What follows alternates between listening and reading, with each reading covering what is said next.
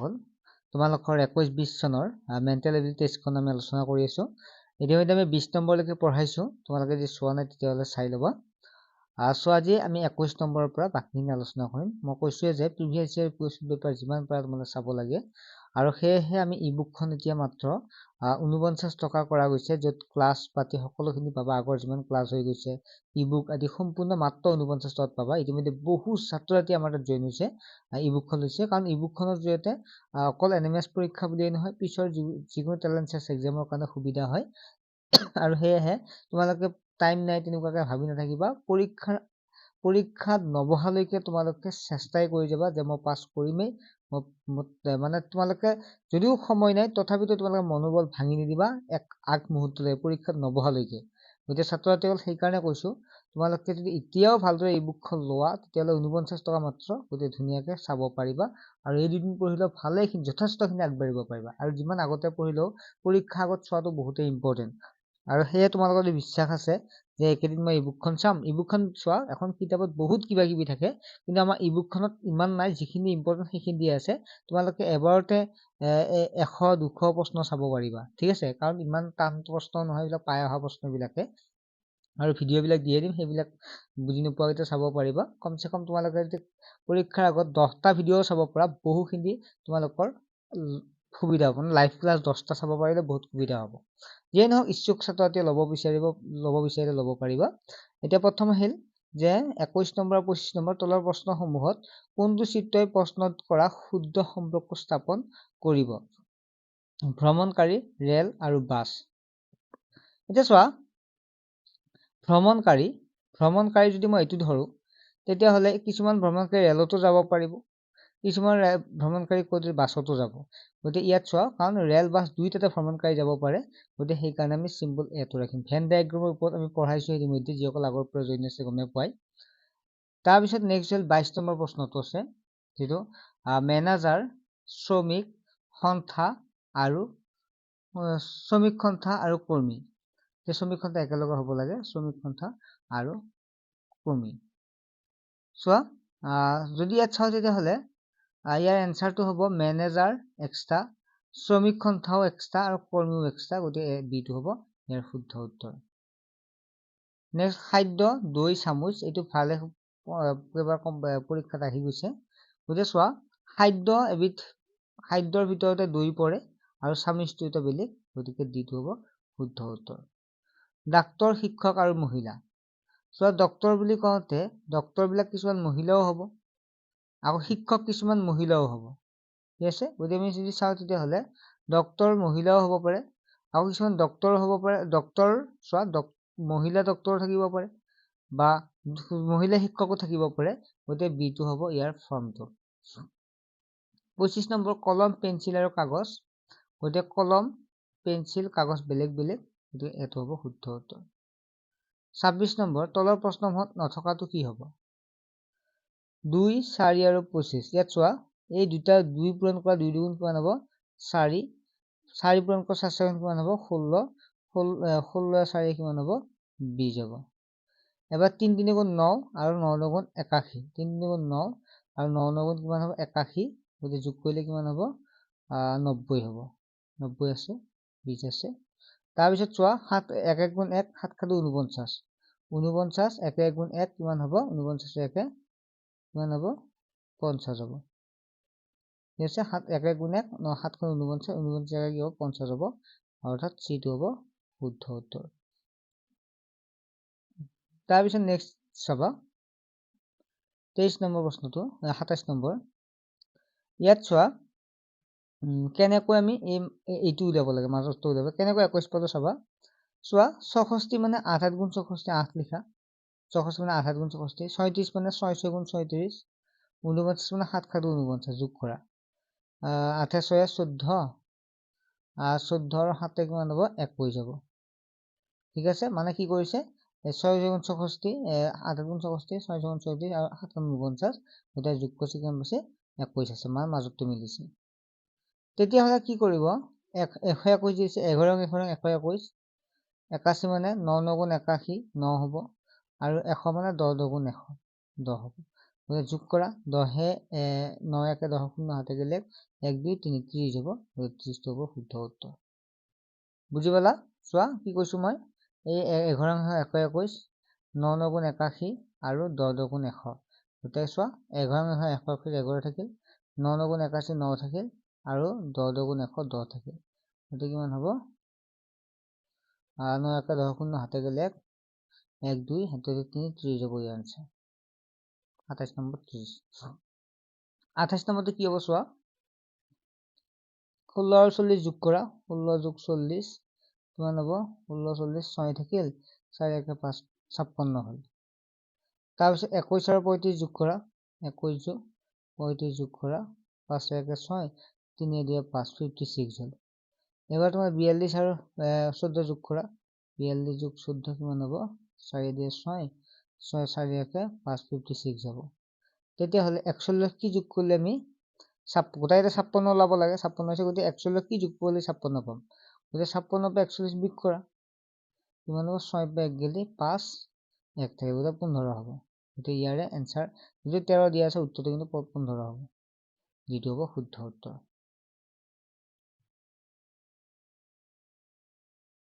তাৰ পিছত 30 নম্বৰ চোৱা ইয়াত এই খালি ঠাইত কি হ'ব লাগে ডি এফ এইচ আছে চোৱা ইয়াত মই লিখিছো ডি ই চোৱা মানে প্ৰতিটোটা সূচন মই টাইপ কৰিছো আৰু বলকে যেটো এইবিলাক পঢ়াইছো ডিৰ পিছত এফ কি আছে মাজত ই টো লিখা নাই এফৰ পিছত এইচ কি আছে মাজত জি টো লিখা নাই অৰ্থাৎ ডিৰ পিছত ই লিখা নাই এফ পাইছে জি লিখা নাই এইচ পাইছে এইচ আৰু ই আছে সৰি এফ আছে ন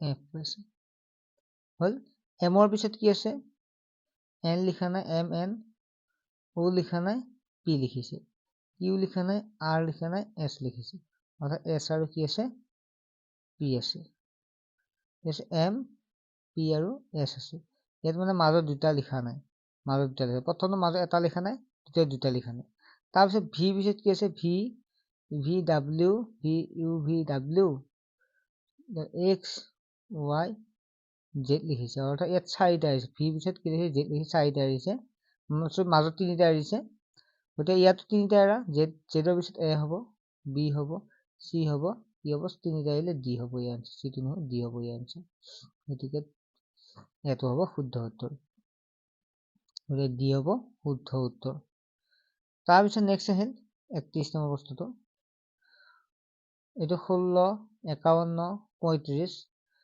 যদি পিচ হয় তেতিয়া হলে 1 2 2 কি হ'ব চোৱা 16 51 আৰু 35 16 মানে 16 নম্বৰত পি আছে 5 নম্বৰত ই আছে 13 নম্বৰ 1 নম্বৰত এ আছে 3 নম্বৰত চি আছে আৰু 5 নম্বৰত ই আছে চোৱা মিলিছে তেতিয়া হলে কি আছে 12 1 5 2 2 5 ইয়াত সাইড সবুতে চাৰিটা ওড আছে ওতে চাৰিটা লিখিব লাগিব 12 লিখিবা 15 লিখিবা তাৰপিছত ৰবাচোন মিলাই লও বাৰু মিলাই লও 12 নম্বৰত কি আছে 12 নম্বৰত আছে এল আছে এল তাৰপিছত কি হ'ব 15 নম্বৰত কি আছে 15 নম্বৰ এম আছে 13 এম এন আছে 14 ও আছে 15 15 তাৰপিছত আৰু দুটা আছে ভি 22 নম্বৰত কি আছে টি আছে 20 নম্বৰ টি ইউ আছে ভি আছে 22 নম্বৰ আৰু 5 নম্বৰ ই আছে লাভটো আছে নে চাও আছে বি টো হ'ব শুদ্ধ উত্তৰ ঠিক আছে তাৰ পিছত নম্বৰটো চাও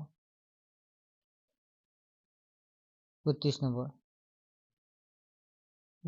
চোৱা যদি এ 1 নম্বৰ হয় এ সি নম্বৰ হয় আৰ কিমান হ'ব চোৱা এ 1 নম্বৰত জানে এ সি 9 নম্বৰত কি হ'ল এ 1 নম্বৰত বি সি 3 নম্বৰত আৰু ই নম্বৰত 5 3 8 8 9 হ'ব 8 কি নম্বৰ হ'ব এ আৰ টি এ আছে 1 নম্বৰত আৰ আছে 18 নম্বৰত টি আছে 20 নম্বৰত 20 আৰু 18 38 39 যাব 39 যাব ইয়াৰ आंसर এটা কোনটো হ'ব বি টো হ'ব শুদ্ধ উত্তৰ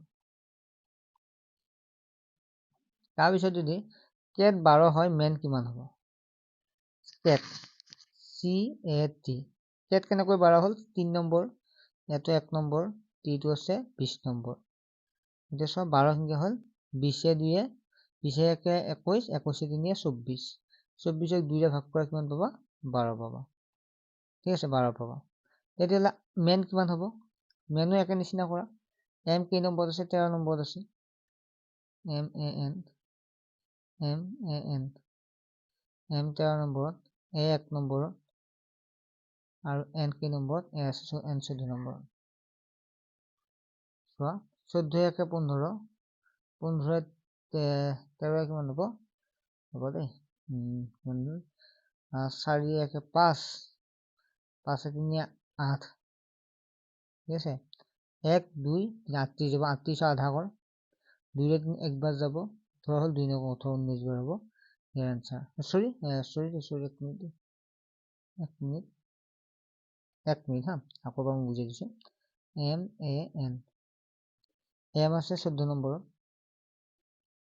সৰি n আছে 13 নম্বৰত a আছে 1 নম্বৰত আৰু n আছে 14 নম্বৰত 4 একে 5 5 6 5 3 8 হ'ব 1 2 28 হ'ব 28 ক 2 ৰে কেইবাৰ যাব 14 বাৰ যাব 2 কিন্তু 2 4 14 বাৰ হ'ব 14 আছে a নম্বৰ অপচনত আছে শুদ্ধ 14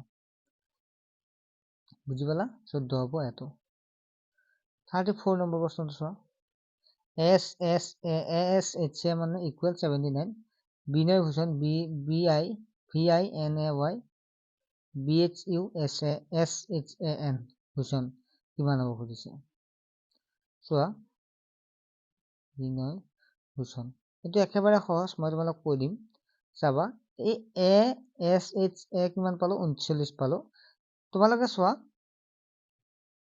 ASHA ডাইৰেক্ট যদি এটো 1 নম্বৰ ধৰে তে নিমিলে তোমালোকে লাষ্টৰ ফালৰ পৰা ভাবিয়া বা তোমালোকে এইটো কৰিবা লাষ্টত Z জি আছে জেডটো 26 নম্বৰত আছে না তোমালোকে এটা ভাবা A 26 number B 18 number B কিমান 25 নম্বৰ C 24 এনেকৈ ভাবিয়া হা অৰ্থাৎ Z ক 1 নম্বৰ বুলি ধৰা Y 2 নম্বৰ এনেকুৱাকে ধৰা উল্টা হ'ব Z 1 নম্বৰ আমি A 1 নম্বৰ পাইছিলো এবাৰ উল্টাকে কি হ'ব A 26 নম্বৰ গতে Z ৰ পৰা আৰম্ভ Z 1 নম্বৰ Y 2 নম্বৰ তেনেকুৱা আৰম্ভ কৰা আৰম্ভ কৰিলে কি হ'ব A কেই নম্বৰ আছে A 26 নম্বৰ হ'ব বুজি পাইছা শেষৰ ফালৰ পৰা আগতে আমি এটো 1 নম্বৰ আছিল Z টো 26 নম্বৰ আছে Z টো 1 নম্বৰ ধৰা Y টো 2 নম্বৰ তেনেকুৱাকে ধৰি আহিব লাগিব ঠিক আছে তেনেকুৱাকে ধৰি আহিলে আমি পাম গতে কিমান হ'ব Z টো কেই নম্বৰ আছে Z টো 26 নম্বৰ S টো কেই নম্বৰ S টো 8 নম্বৰ H টো 19 নম্বৰ হ'ব উল্টাকে চালে আকৌ A টো 26 নম্বৰ গতে এটা যোগ কৰিলে 79 পাবা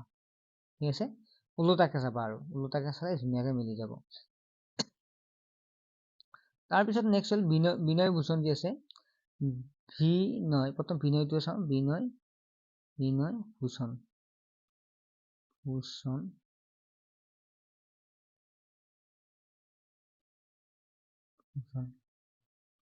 চাবা হা বিনয় ভূষণ বি টো আছে কেই নম্বৰ যদি আমি লাষ্টৰ ফালৰ পৰা চাওঁ বি টো 5 নম্বৰ পাম আই টো কেই নম্বৰ পাম 18 নম্বৰ পাম এন টো কেই নম্বৰ পাম 13 নম্বৰ পাম এ টো কেই নম্বৰ পাম 1 নম্বৰ পাম y টো কেই নম্বৰ পাম y টো আছে 2 নম্বৰ b টো আছে 25 নম্বৰ h টো আছে 19 নম্বৰ u টো আছে উল্টাকে চালে u টো পাবা 6 নম্বৰ আৰু h টো 8 নম্বৰ s টো 8 নম্বৰ h টো কেই নম্বৰ h টো হৈছে 19 নম্বৰ a টো 26 নম্বৰ n টো হৈছে 13 নম্বৰ গোটেই এটা যোগ কৰিলে 180 পাবা তোমালোকে কৰি চাবা গোটেই যোগ কৰিছিলে 180 পাবা অপচন 180 আছে উল্টাকে মানে ABCD খন উল্টাকে লিখিলে হ'ল যেটো 1 নম্বৰ ধৰিবা 180 হ'ব ইয়াৰ answer reason is coded 5 believe কিমান হ'ব বিলিভ 7 বুলি দিছে গভৰ্ণমেন্ট কি হ'ব ৰিজন কেনেকৈ পাছ হ'ল REASON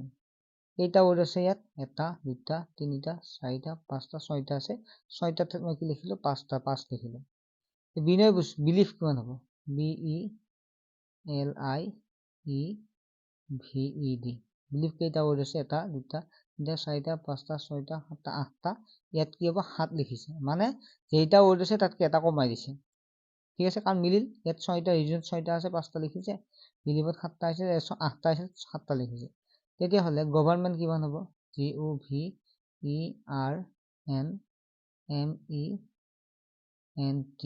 গভৰ্ণমেণ্ট কিমানটা হ'ব? 2টা 3টা 4টা 5টা 6টা 7টা 8টা 9টা 10টা আছে, গতিকে এটা কমাই দিয়া কিমান হ'ব? 9টা হ'ব। গতিকে চোৱা কিমান আছে, এনচাৰ 9 হ'ব। ছাত্ৰ-ছাত্ৰীসকল, তোমালোকৰ এটা অনলাইন টিউচনো হৈ আছে, মেথছ, ছায়েন্স, ছ'চিয়েল ছায়েন্স আৰু ইংলিছ নামৰ 4টা বিষয় পঢ়োৱা হয় মাত্ৰ 100 টকাত বছৰেকীয়া পৰীক্ষালৈকে। গতিকে কোনো ছাত্ৰ-ছাত্ৰী জইন হ'ব বিচাৰে তেতিয়াহ'লে হ'ব পাৰিবা। মাত্ৰ 100 টকা পে'মেণ্ট কৰিলে হয়, আটাইখিনি পাবা, নোটছ পাতি সম্পূৰ্ণ পাই যাবা। গতিকে আজিয়ে তোমালোকে যোগাযোগ কৰা, কাৰণ চিট লিমিটেড আছে, ইতিমধ্যে বহু ছাত্ৰী জইন হৈছে। গতিকে তুমিও যদি জইন হ'ব বিচাৰা সোনকালে জইন হ'বা। ঠিক আছে, হোৱাটছএপ নম্বৰতে SMS কৰিলে হ'ল তোমাৰ নাম আৰু ক্লাছ আৰু ডিষ্ট্ৰিক্টখনৰ নাম। যিয়েই নহওক বাকীখিনি আমি ভিডিঅ'টো বহুত দীঘল হয়, গতিকে 36 নম্বৰৰ পৰা বাকীখিনি আমি নেক্সট ক্লাছত কৰি যাম। ঠিক আছে, বাই।